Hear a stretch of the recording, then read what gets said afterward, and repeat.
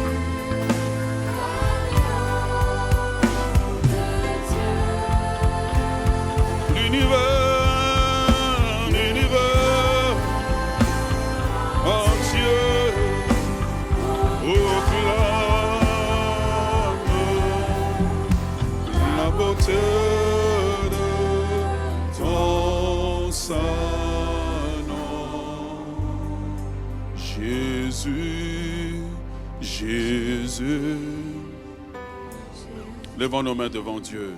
Tu es Élevé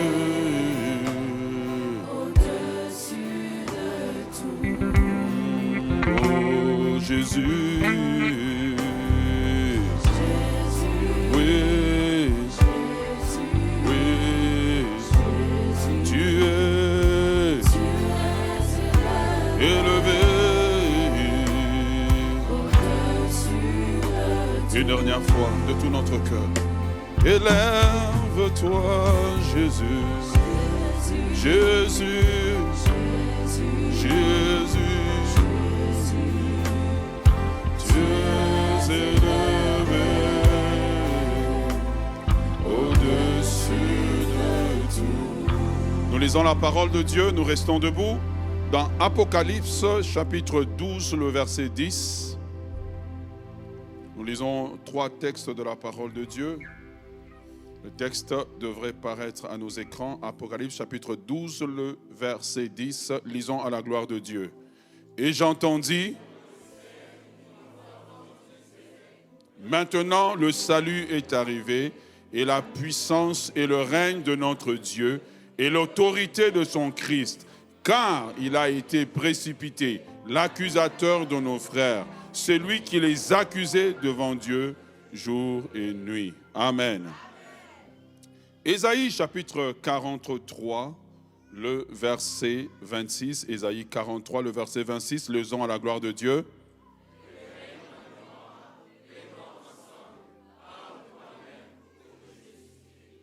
Hébreux chapitre 12, chapitre 12, verset 23 à verset 24. Le texte paraît à nos écrans et nous lisons pour la gloire de Dieu. Juste un moment. Remontez au verset 20. Mettez-moi le verset 20, comme ça, on va le contextualiser. Toujours le même texte, verset 20.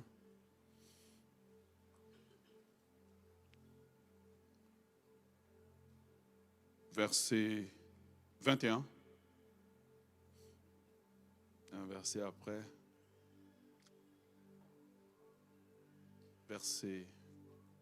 Lisons ensemble.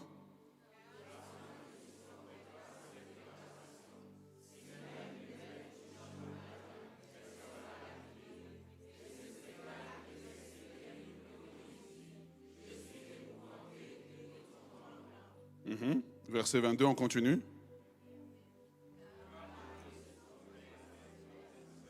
Hébreux chapitre 12, le verset 22. C'est bien ça que vous avez? Ok, lisons le verset 12. Le verset 22, continuons.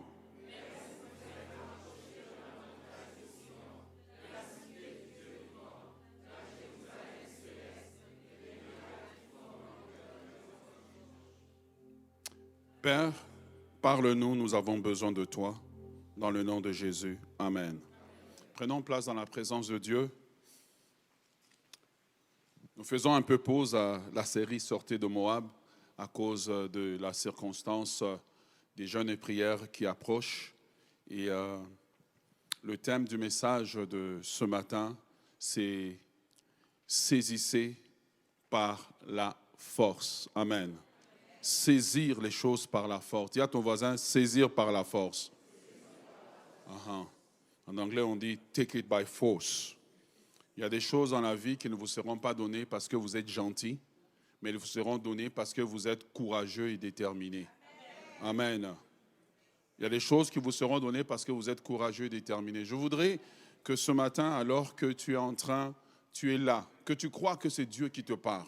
Ce que je veux te parler aujourd'hui, ce matin n'est pas léger, c'est le thème du prochain livre qui est en train de venir. Pourquoi nous écrivons? Nous écrivons parce que nous n'avons pas le temps de tout enseigner. Nous écrivons parce que après nous, une fois que tout sera passé, on dit les paroles s'envolent, mais les écrits restent. Nous voulons être de cette génération dans la francophonie qui avons beaucoup écrit pour notre génération. Aujourd'hui, on ne sait pas où est-ce que Paul habitait, mais on sait ce qu'il a écrit.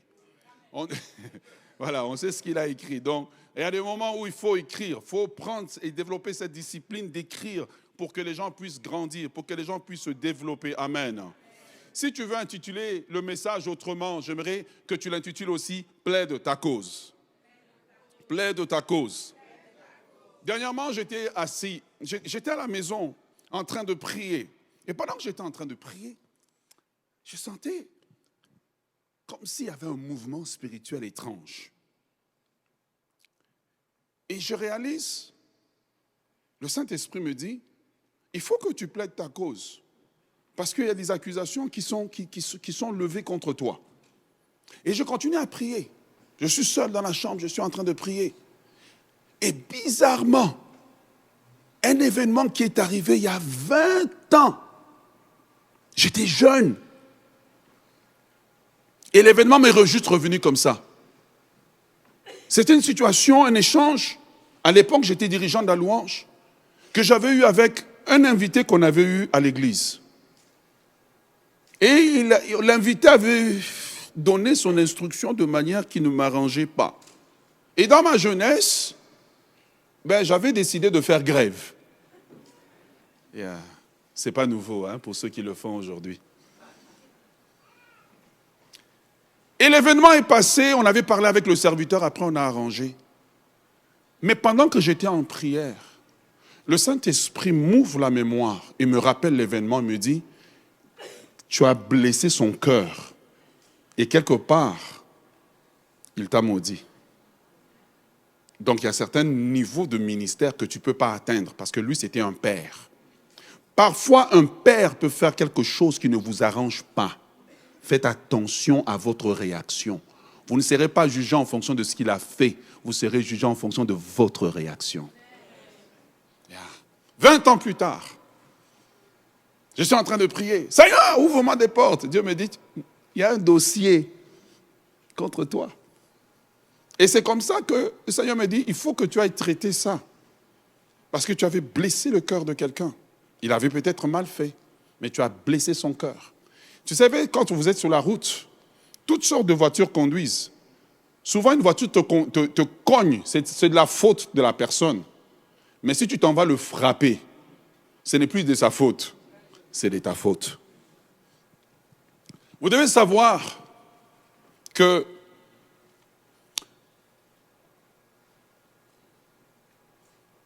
on peut venir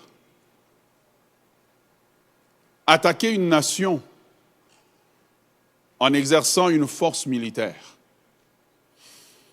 On peut attaquer cette nation en exerçant des pressions économiques, ce qu'on appelle, dans le jargon des gens des sciences politiques, qu'on appelle un embargo.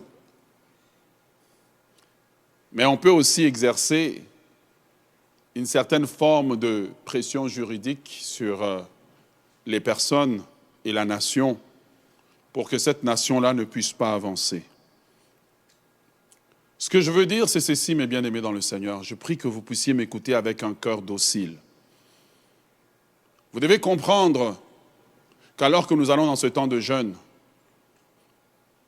que crier,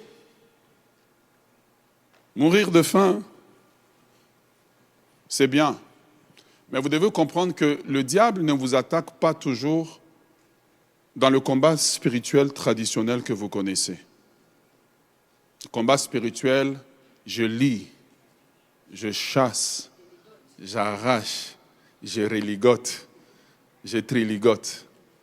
Le diable est plus malin que ça. Le diable, contre beaucoup de chrétiens qui ne progressent pas. Tu sais, quand tu pries, tu jeûnes, la chose ne bouge pas. Pose-toi des questions. Le diable contre les chrétiens va faire souvent qu'ils n'avancent pas en leur dressant des procès au tribunal céleste. Beaucoup de gens que tu vois ici, là, ils ont des procès contre eux, auxquels ils ne répondent pas. Celui qui t'accuse, ce n'est pas celui avec qui tu as eu le problème, c'est le diable lui-même qui était témoin de la situation. Toutes les batailles ne sont pas des batailles de combat spirituel au terme classique. Certains dossiers demandent une intervention légale et juridique afin que votre vie puisse changer. Alors que nous sommes en train d'aller dans ce temps de jeûne et prière, je voudrais que chacun puisse être capable de demander à Dieu de jeter la lumière sur votre vie pour qu'il puisse vous éclairer. La situation dont je vous ai parlé, moi je l'avais, pour moi c'était fini. 20 ans plus tard, quand j'ai traité la situation, côté ministère, les portes sont ouvertes, moi-même j'étais choqué. Déblocage, les portes ouvertes, toutes seules, sans que je force. Je voudrais annoncer à quelqu'un que ta vie peut changer. Mais pour qu'elle change, il va falloir que tu sois un chrétien sérieux, déterminé et qui est capable de faire le travail nécessaire pour opérer un changement dans ta vie. Il ne s'agit pas de crier. Je vois beaucoup de gens, ils aiment crier. Parfois, quand tu les écoutes, tu as l'impression que le Dieu des chrétiens, c'est un Dieu sourd. Or, dans le spirituel ne fonctionne pas à coup d'émotion. Le spirituel fonctionne à coup de savoir comment manœuvrer, connaître la légalité. Est-ce que vous êtes avec moi? Dans le spirituel, ça fonctionne que je connais la légalité, je connais les précédents et je sais comment faire appliquer la loi. Voilà pourquoi Esther dit « j'entrerai chez le roi ». Il faut apprendre à rentrer chez le roi. Dieu, on peut l'approcher comme étant le roi. En tant que roi, il règne sur toute la création. Il ne règne pas seulement sur les chrétiens. Il règne sur toute la création. Ça veut dire quoi? Quand il règne sur toute la création, il a la responsabilité même des personnes qui ne le connaissent pas. Voilà pourquoi la Bible dit qu'il fait pleuvoir sur les bons et sur les méchants. Deuxième des choses, on peut approcher Dieu comme Père. Quand on approche Dieu comme Père, Dieu est amour. Il nous aime en tant qu'enfants. On peut approcher Dieu comme ami si on est rendu là avec lui. En tant qu'ami, Dieu va nous confier les secrets. Voilà pourquoi il dit aux disciples qu'il vous a été donné de connaître les secrets du royaume. Tu vois? Mais on peut connaître Dieu aussi en tant que juge. En tant que juge, Dieu n'est pas amour, il est juste. En tant que juge, Dieu prend des dossiers qui traînent contre nous et ces dossiers sont emmenés au tribunal de Dieu et ces dossiers sont traités. Je voudrais vous emmener à faire vraiment attention. Parce que quand tu as la révélation des tribunaux célestes ou du tribunal céleste, tu fais très attention comment tu vis sur la terre et comment tu réagis à des situations. Tu fais attention à ce que tu dis, parce que ce que tu dis peut être pris comme une preuve contre toi pour t'accuser et pour te bloquer. Je voudrais dire que beaucoup de chrétiens n'ont pas de problème avec des sorciers. Ils ont des problèmes avec des procès qui sont dressés contre eux au ciel et ils n'ont pas la révélation et ne savent pas comment aller manœuvrer, comment aller répondre à cela. Dieu peut t'avoir promis des grandes choses, mais le diable peut poser un embargo. Hey, vous êtes devenu calme, hein? Le diable peut poser un embargo. Je vous le dis. Le diable peut poser un embargo et t'empêcher d'avancer. Tu avances, tu as l'impression que ce que tu as, c'est tout ce que Dieu a pour toi, alors que tu es peut-être à 10% de ce que Dieu avait pour toi. Mais la bonne nouvelle, c'est qu'Apocalypse 12, 10 nous dit, Et j'entendis dans les ciels une voix qui disait, maintenant est arrivé le salut, et la puissance et le règne de notre Dieu, et l'autorité de son Christ, car il a été précipité, l'accusateur de nos frères, celui qui les accusait devant Dieu jour et nuit. Amen. J'aimerais dire à quelqu'un qui rentre dans ce temps de prière que tu as une audience à solliciter avec le juge. Tu as une audience à solliciter avec la cour du royaume de Dieu. Tu as une audience à solliciter avec celui qui règne sur le monde visible et invisible. Et ce que j'aime, c'est que la Bible nous dit dans les livres d'Hébreux de nous approcher de Dieu afin d'être secourus. Regarde, il dit de nous approcher du trône de la grâce afin d'être secourus dans nos besoins. Qu'est-ce qui bloque dans ta vie? Que pendant ce temps de jeûne et prière, tu as besoin peut-être de tenter une autre approche. Tu dis, Seigneur, j'ai jeûné, j'ai prié, j'ai lié, j'ai chassé. J'ai l'impression qu'à chaque fois que je le fais, les choses semblent empirer, les choses n'avancent pas. Seigneur, y a-t-il un dossier qui traîne contre moi devant ton tribunal? Est-ce que vous êtes avec moi? Parce que lorsque l'ennemi opère sur la terre, il opère, on l'appelle le diable, l'opposant suprême. Mais lorsqu'il va se présenter à la cour, il se présente comme Satan, l'avocat. Parce qu'ici, il se présente comme diable, il ne sera pas reçu. Parce que comme diable, c'est le bandit, c'est le rebelle. Mais s'il a un dossier à présenter contre toi, je vous dis, il y a des familles qui ont des dossiers. Il y a des gens qui ont des dossiers. Le blocage que tu vis, c'est un dossier. Tu as trompé quelqu'un en affaires, tu as pris avantage de lui. La personne a pleuré. Toi, tu penses que je suis victorieux, établi en Jésus. Pas de problème. Le procès, le dossier est pris et il est emmené à une cour. Et ce dossier traîne. Tant et aussi longtemps que tu ne réponds pas à l'accusation, tu seras bloqué. Est-ce que tu es avec moi? C'est pour cela que tu vois, les gens parlent à la légère, ils insultent, ils humilient, ils marchent dans la rébellion. Quand tu le vois, tu peux savoir que lui n'a pas la révélation de ce qui se passe en haut. Quand tu as la révélation, quand quelqu'un est dans la rébellion, même toi-même tu vas te tenir de loin, tu dis pourquoi? Je ne veux pas qu'on m'accuse par association. Je ne veux pas qu'on m'accuse par association. Oh, c'est mon ami. Vous subirez aussi les conséquences ensemble. Oh, c'est mon frère. Vous subirez les conséquences ensemble. Il faut apprendre dans la vie à connaître comment ces choses vont spirituellement.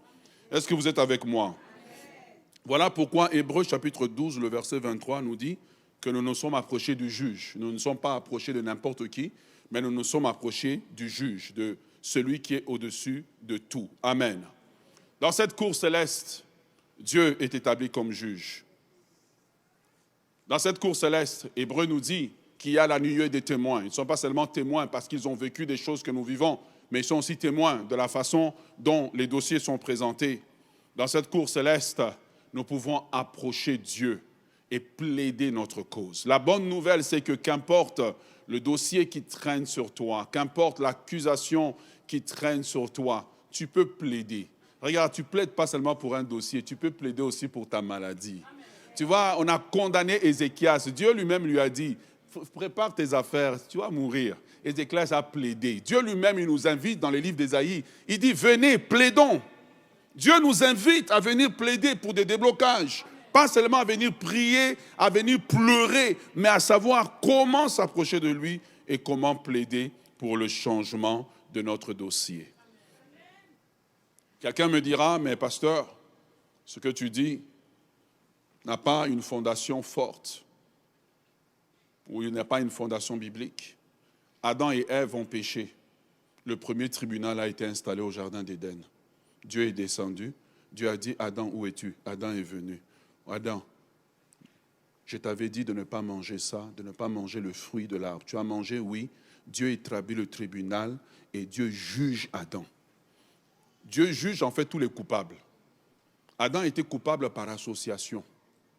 Dieu juge Adam, Dieu juge Ève, Dieu juge le serpent et Dieu va plus loin, il juge même la terre. Voilà pourquoi la Bible dit que la création entière soupire.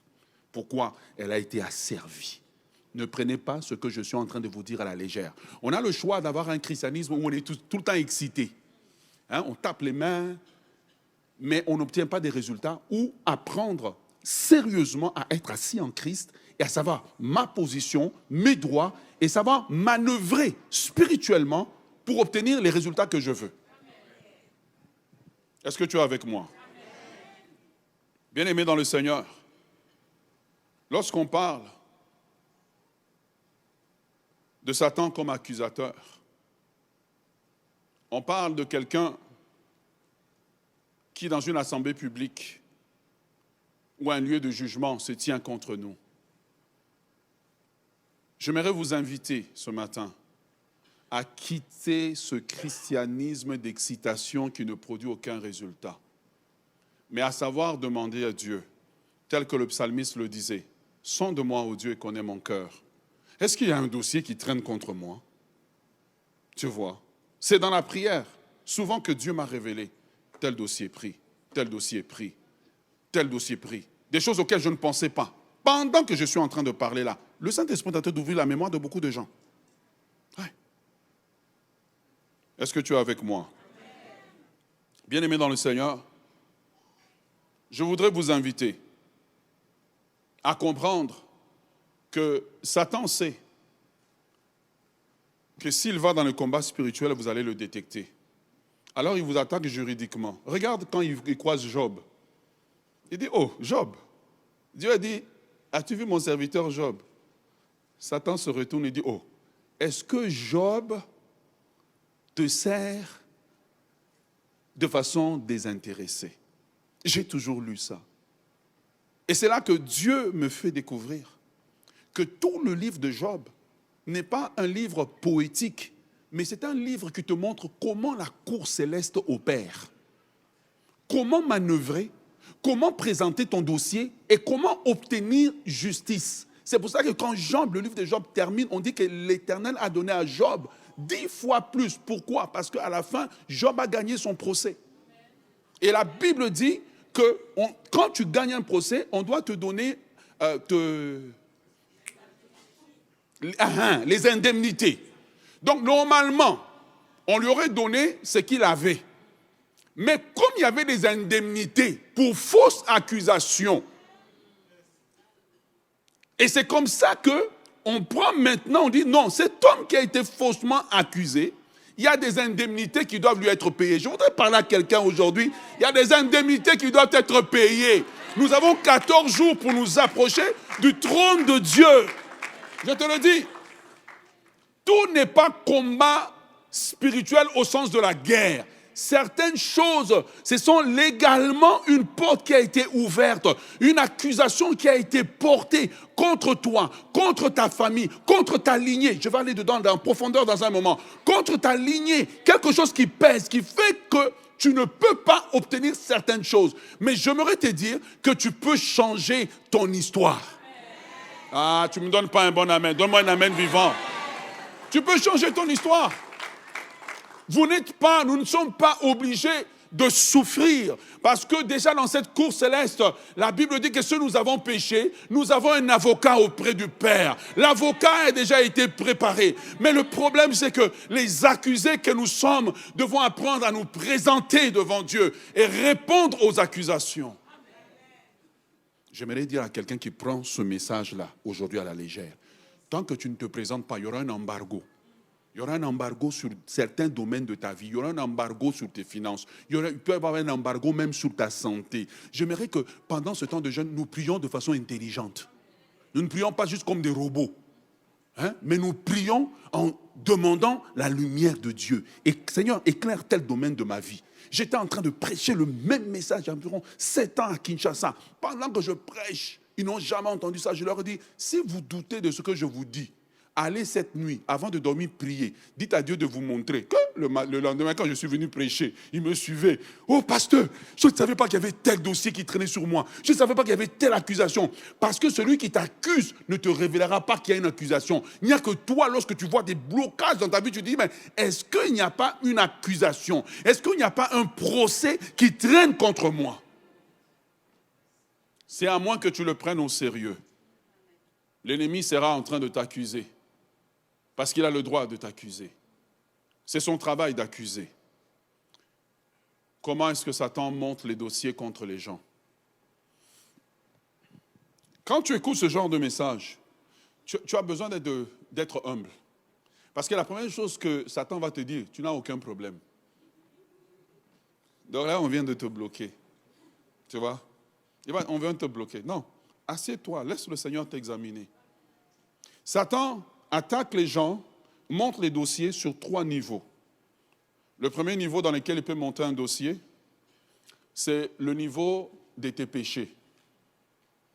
Le niveau de tes péchés. Et je sais que dans l'église, quand on dit péché, tout le monde pense adultère. Non, médisance, mensonge. Ah, vous êtes calme, là je suis dans le bon alors. Médisance, mensonge, aidez-moi, non? Vol, prendre le bien de quelqu'un injustement, tricher cette personne-là. Tu vois? La rébellion, tu vois? Et ainsi de suite. Quand ces choses-là, Satan les trouve à répétition dans ta vie, il monte un dossier. Le jour où tu arrives et tu veux une promotion, la cour céleste dit, dans sa grâce, le roi des rois dit, donnez-lui sa promotion. La promotion, elle vient. Quand la promotion vient, l'avocat comment on l'appelle? De la partie adverse dit, votre honneur, c'est vrai qu'il mérite sa promotion, mais étant donné certaines circonstances atténuantes, nous avons un dossier ici contre Johnny. Et Johnny ici, voici le dossier qu'il a. Nous avons ainsi un dossier contre tel qui veut se marier, mais en réalité, il avait déjà donné sa promesse d'engagement il y a 7 ans à une jeune dame. Et il n'a jamais pris cette promesse-là, il n'a même jamais rompu. Il est juste parti et l'autre pleure. Vous pensez que les larmes des gens là, c'est des larmes gratuites, c'est des accusations.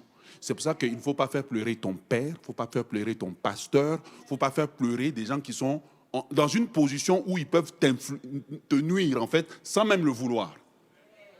Voilà pourquoi la Bible dit, honore ton père et ta mère pour que tu vives longtemps. Remarquez que pour vivre peu, ça ne demande pas, oh, je fais le sport. Non. Honore.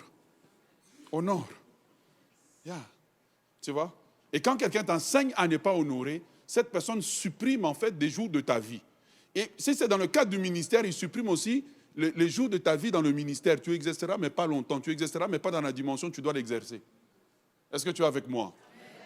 Le premier domaine où Satan bâtit les cas contre les gens, il les bâtit par les péchés.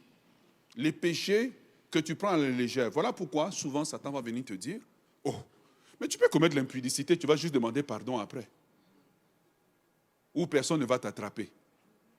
Mais ce que tu oublies, c'est que lui, un dossier est monté contre toi.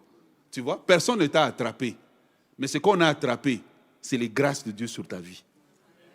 Voilà pourquoi tu ne vas pas prendre le péché à la légère. Quand tu veux monter spirituellement, tu apprends à vivre dans ce que j'appelle la position de la porte étroite. Passer par la porte étroite. Tu vis une vie où tu fais attention. Pourquoi? Parce que tu sais qu'il y a un adversaire qui monte un dossier contre toi. Est-ce que tu es avec moi? Voici le premier domaine dans lequel Satan va monter un dossier contre les gens. Deuxième domaine dans lequel Satan monte le dossier contre les gens. Est-ce que vous êtes avec moi? C'est le domaine des transgressions.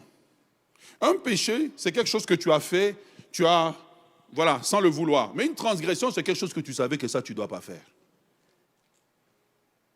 Dans le domaine des transgressions, et beaucoup de gens ont accumulé des dossiers.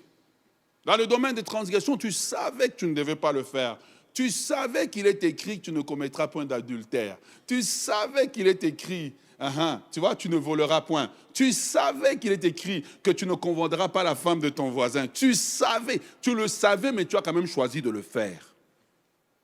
Avec l'évangile d'aujourd'hui, pêche d'abord, tu demanderas pardon ensuite.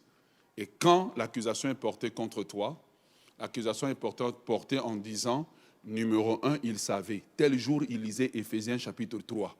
Il a... Ah, le diable est méchant. Il l'avait lu dans la Bible. Est-ce que ça vous aide ce matin?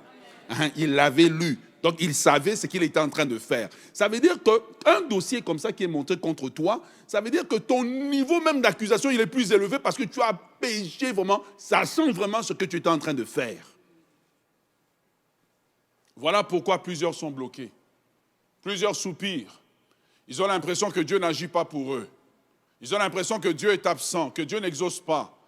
Moi, j'aimerais te dire par expérience que Dieu exauce, que Dieu libère, que Dieu est le Dieu des délivrances, que Dieu est le Dieu qui opère non seulement des délivrances, mais des restaurations. Alors que la vérité est en train de venir à toi, et vraiment je parcours juste rapidement certains éléments que je pense essentiels, j'aimerais que tu puisses comprendre que ce que Dieu veut, c'est ton bonheur. Ce que Dieu veut, c'est ta délivrance. Ce que Dieu veut, c'est ta restauration. Mais ce que Dieu attend, c'est ta bonne volonté. Troisième niveau où Satan montre les dossiers aux gens, c'est au domaine des iniquités. Les iniquités, c'est des tendances que tu as, et souvent, c'est des tendances que tu as héritées dans ta famille. Tu vois, je vais te donner une forme d'iniquité. Il y a des gens qui ont une forme d'iniquité que, dès qu'ils voient une femme, inconsciemment, il a imaginé nu. Tu vois, il ne peut pas juste regarder normalement. En fait, il ne fait même pas exprès. C'est une tendance que tu as. Tu vois, et les tendances, il y a des gens qui ont une tendance, dès qu'ils voient l'argent, au nom de Jésus, je me retire. Tu vois, et par les iniquités, Satan montre les dossiers contre les gens. Satan fouille la lignée des gens et a des accusations. Dès que tu veux avoir, tant que vous allez rester dans l'évangile de 2 Corinthiens 5, 17 et que vous n'allez pas graduer de là, vous allez des personnes qui vous allez souffrir sous la terre. Je te le dis, je sais de quoi je parle. Si quelqu'un est en Christ, il est une nouvelle créature, c'est vrai. Les choses anciennes sont passées, c'est vrai. Toute chose est devenue nouvelle, c'est vrai. Mais depuis que c'est devenu nouveau, qu'est-ce que tu fais? À moins que nous voulions entrer dans la plénitude, dans l'évangile du royaume, dans l'évangile qui nous emmène plus loin avec Dieu. Les iniquités, c'est des choses, des péchés que nous avons hérités de nos pères. Et quand ces choses ont été faites, quand Satan regarde la lignée, il dit, leur père, leur grand-père avait volé la terre de quelqu'un. Lui n'a jamais renoncé à cet héritage, donc il est coupable. Spirituellement, on ne connaît pas ton nom, on connaît ta lignée. J'aimerais vous inviter à tenter au moins cet exercice. Pendant le temps de jeûne, allez vous examiner devant Dieu. Pourquoi? Le but n'est pas que nous puissions toujours faire des jeûnes. Il faut arriver à un moment donné où Dieu a tellement agi. Nous faisons maintenant des jeûnes de remerciement. Nous faisons maintenant des jeûnes d'action de grâce. Où Dieu a tellement agi, nous jeûnons pas pour obtenir des délivrances, mais pour le contempler. Nous jeûnons pour le connaître. Nous jeûnons pour nous approcher de lui. Nous jeûnons pour le découvrir. Nous jeûnons pour voir des grandes choses dans sa vie. J'aimerais vous dire une chose. Quand Géasi est parti et il a pris le bien des Naaman, le Syrien, il est revenu voir Élisée. Qu'est-ce que Élisée lui a dit? Élisée lui a dit, la lèpre va s'attacher à ta famille de génération. En fait, un jugement a été posé sur sa vie. Peut-être le jugement dont je te parle, c'est même un jugement qu'un grand-père a dit sur vous. Vous là, vous ne réussirez pas. Si tu vois, toi tu l'as entendu seulement comme ça, mais c'est un jugement. Beaucoup de gens vivent avec des jugements sur leur vie. À moins que tu ailles devant Dieu et que tu dises à Dieu, j'ai l'impression qu'un jugement a été posé sur ma vie, a été posé sur mes enfants. Seigneur, je viens plaider grâce. Si tu ne fais pas ça, le jugement va tenir. Je vous le dis. Quelqu'un me dira, oui, mais moi j'ai prié, je n'ai jamais fait ça et puis j'ai vu des déblocages. Non, parfois, je vais te raconter une histoire. Il y a eu une jeune fille qui vivait en France et qui a attrapé le VIH. Et puis, son papa était un herbaliste, on dit ça en français. Hein. C'est les gens qui font les produits naturels. Et le papa était désespéré, quoi. Que la fille avait le sida. Et puis, il a commencé à pleurer. Pendant qu'il pleurait, il mélangeait des herbes. Il pleurait, il mélangeait des herbes. Et puis, il a envoyé la fille. Il a dit à la fille, bois. La fille a bu. La fille était guérie. Et là, maintenant, quand les scientifiques ont entendu ça, ils sont partis voir le papa pour dire, mais comment tu as fait la chose? Il dit, je ne sais pas. Parfois, par essai et erreur, tu as réussi à obtenir gain de cause dans un procès. Mais maintenant, je ne veux pas que ta vie chrétienne soit une vie d'essai et erreur. Je veux que tu apprennes l'art de te présenter à la cour. L'art de te présenter devant le roi. L'art d'aller lui parler. Et l'art de savoir que tu auras gain de cause. Je retourne au livre de Job. Parce que quand tu regardes le livre de Job, tu vas voir comment Job, chapitre après chapitre, manœuvre dans la cour céleste. Quand tu regardes les amis de Job, c'est que Satan est tellement méchant qu'il a transformé les amis de Job qui étaient venus le consoler, il les a transformés en partie d'accusation. Vous voulez que j'aille plus loin avec Job? Maintenant, Job n'est pas meilleur que ses amis. Parce que quand on gratte vraiment l'histoire de Job, les amis de Job sont convaincus que Job, le malheur lui arrive parce qu'il a péché. Job est convaincu, voilà sa mauvaise fondation. Il est convaincu que le malheur ne doit pas lui arriver parce qu'il ne fait pas le mal. Or, quand tu regardes la fondation de cette chose, c'est l'orgueil. C'est l'orgueil. Les mauvaises choses n'arrivent pas qu'aux mauvaises personnes. Le malheur atteint souvent le juste. Combien de fois nous prions ici? Nous ne sommes pas dans les hôpitaux. Mais ceux qui sont dans les hôpitaux, ils ne le méritent pas plus. Tu vois, nous avons ce que j'appelle le syndrome de Job. Que certaines choses ne doivent pas nous arriver parce que nous sommes chrétiens. Non, le malheur atteint les justes. Nous avons des saisons de bonheur, saisons où parfois le malheur frappe fort. Mais nous avons une chose, c'est que dans toutes ces choses, nous avons la capacité d'être délivrés dans le nom de Jésus. Et donc, lorsque tu vois comme ça, Satan monte un procès contre Job, non basé sur ce qu'il a fait, mais basé sur un motif profondément caché dans son cœur. Tu vois?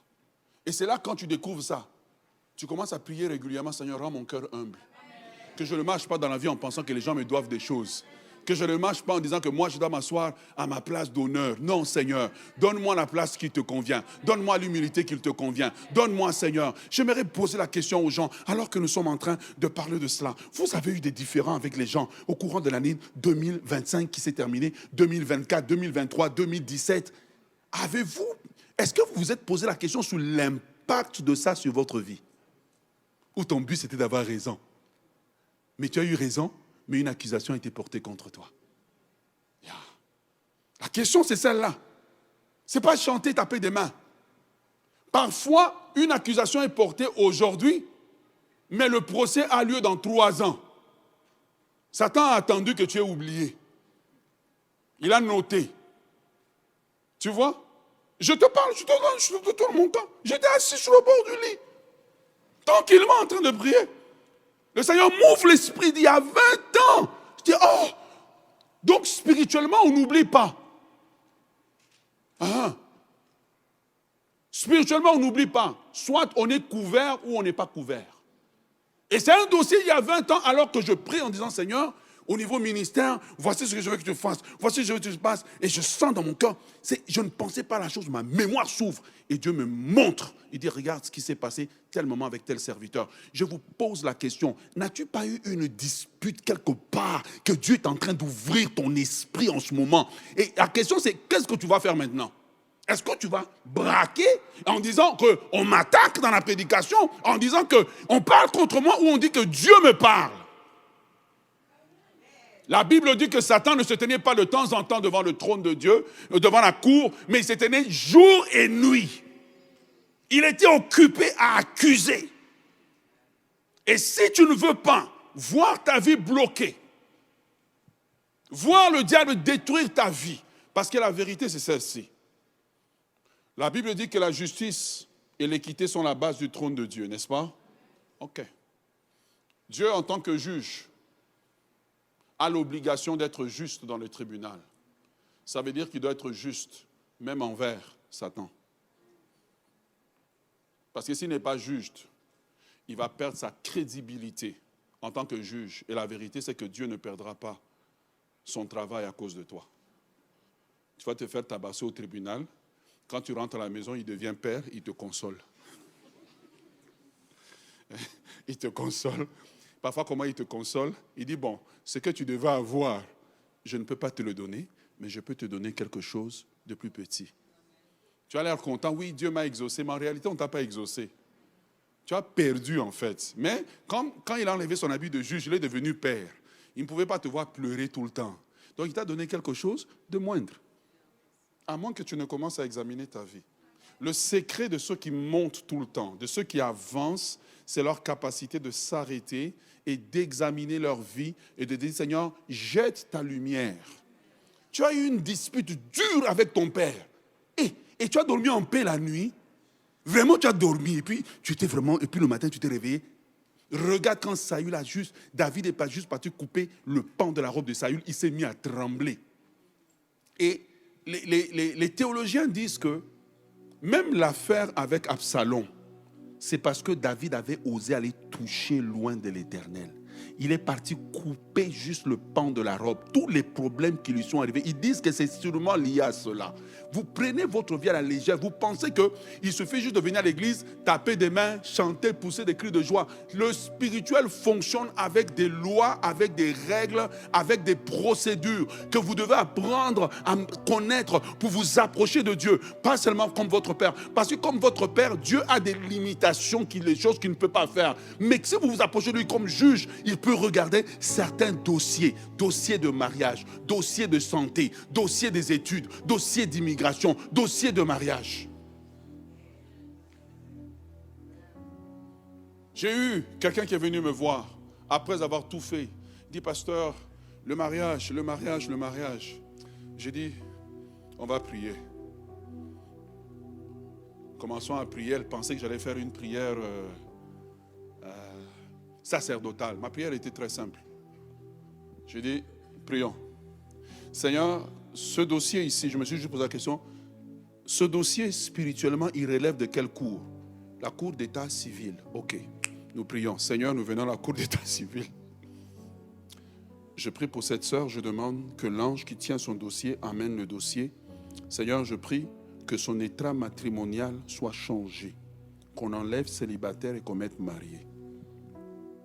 Pendant que nous sommes en train de prier, je lui dis, la Bible dit qu'il soit fait sur la terre comme au ciel. Donc nous commençons d'abord au ciel. Seigneur, que le dossier soit corrigé. Nous prions, nous terminons. Moi je pars, j'oublie. Quelques temps plus tard, j'ai trouvé quelqu'un. Un beau garçon, hein? Ce n'est pas parce que tu as traîné que tu vas prendre les restes. Tu peux prendre le meilleur. Le meilleur est pour toi.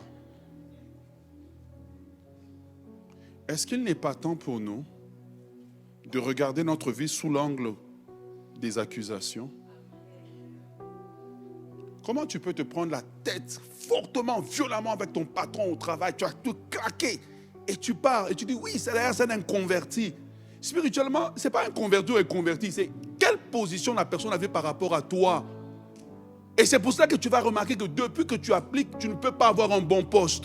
Mais rien n'est à dit. Mais non, toi tu attaques, c'est les sorciers de ma famille. Ce n'est pas le sorcier, c'est le procès.